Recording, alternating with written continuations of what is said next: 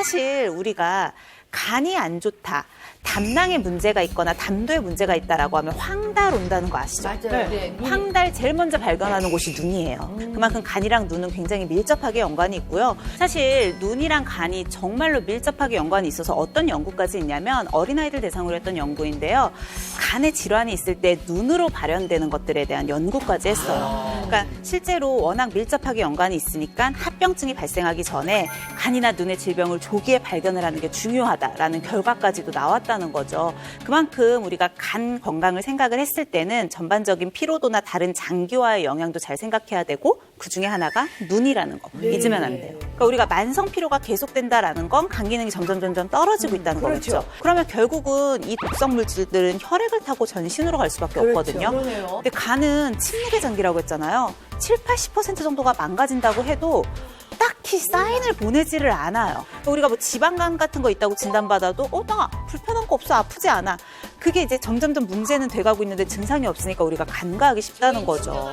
알코올성보다는 비알코올성 지방간이 훨씬 더 많고요. 우리나라 같은 경우는 국내 3명 중에 1명이 이 비알코올성 지방간이라고 해요.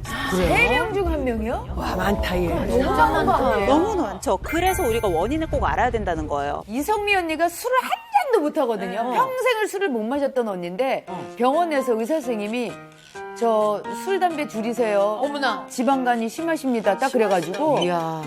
저는 한 방울도 못 먹는데 막 이래가지고 다행히 지방간일 때까지는 가역적이라고 해요. 돌릴 수 있어요. 네. 내가 생활 습관을 다시 잘 잡으면 다시 정상으로 돌릴 수가 있어요. 근데 그렇구나. 이게 만약에 지방간이 왔는데도 증상도 없으니까 괜찮지 하고 두면 계속 방치하면 지방간이 지방간염으로 돼요.